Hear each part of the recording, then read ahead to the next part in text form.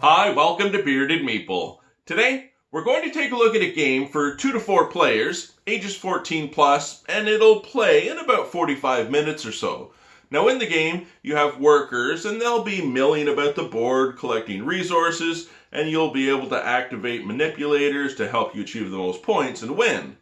But that's the thing that drew me to this game is you're not sure exactly when it's going to end until that third opening day tile is drawn from the bag.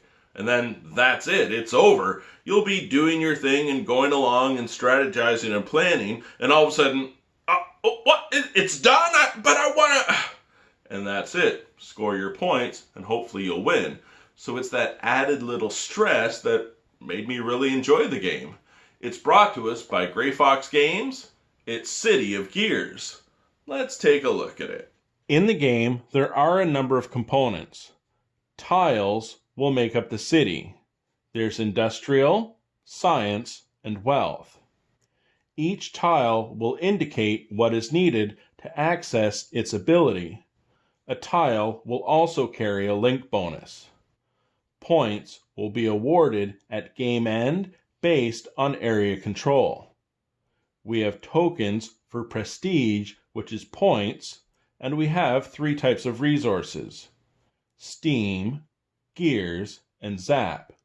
There's also movement tokens. Each player will have a personal player board and begins the game with a converter gear, 3 robots, and 3 dice. The other robots, you'll be able to purchase them as gameplay proceeds. Once all the city tiles have been revealed, you'll gain your 4th die. Gears may be used in 2 different ways. A player during gameplay will be able to place a gear linking city tiles, or you can place a gear on your personal player board as a development and gain access to its ability. There are 4 special gears. They are white and say opening day. As gameplay proceeds, once the 3rd gear has been revealed, it will trigger game end. Let's take a look at the setup and the gameplay. There are 21 city tiles in the game. You will randomly select 9 and lay them face down. Each tile will receive 2 prestige. During gameplay, as your robots explore the city, you will collect the prestige and reveal the tile. Only when the entire city has been revealed will 2 things happen. Each player will collect their 4th die, and the 4 opening day gears will be added to the bag. Once 3 of them have been drawn, it will trigger game end. We have our resources, and we also have the prestige tokens.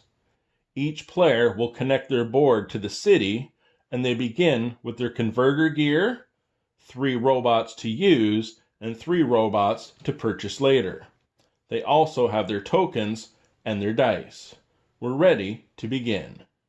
The game is in progress, so let's take a look at the reference guide and what you'll do on your turn.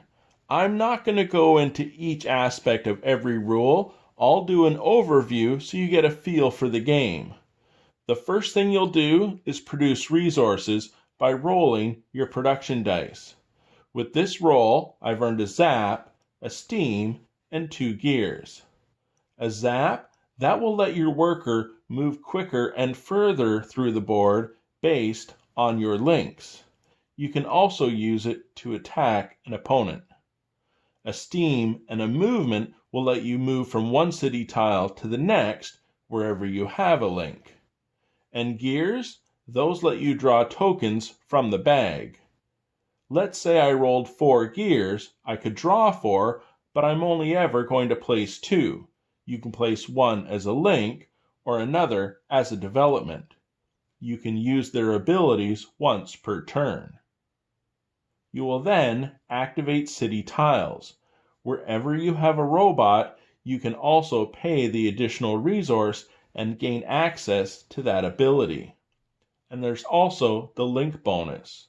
From the tile you activated, whichever tile you are linked to, you can gain that bonus as well. You will then perform actions in any order.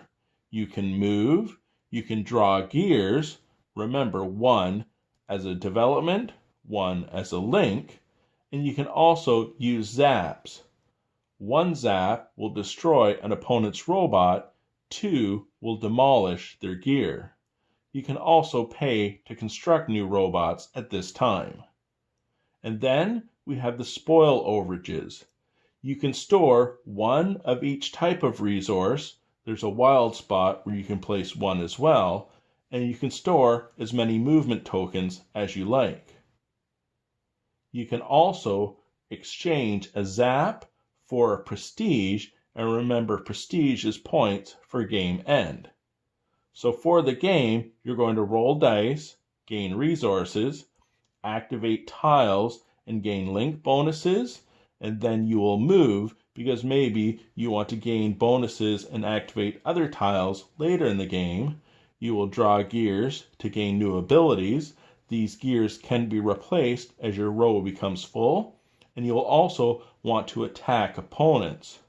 Remember, there's also an area control aspect at game end because each tile is worth points as well. The player with the most prestige will win. And that, my friends, is City of Gears. Now, a couple of things I would like to say. First off, this version of the game has the plastic robots. Yours may have wooden robot meeples, and that's fine. It's not going to affect gameplay. It's just a nice added little touch. And speaking of gameplay, this game has awesome replayability because you only ever use 9 of the city tiles, and there's a bunch of them in the box. And for that matter, gears with abilities as well. I like the fact that the game is rather streamlined and at its core, really simple. You're going to roll for resources, you're going to activate tiles and links, you're going to perform actions, and then you have your spoil overage. You have to plan carefully and grab as many points as soon as possible, because as soon as that third opening day gear comes out, that's it. It's game over. I really enjoyed it. I hope you get a chance to check it out. I'll talk to you again soon.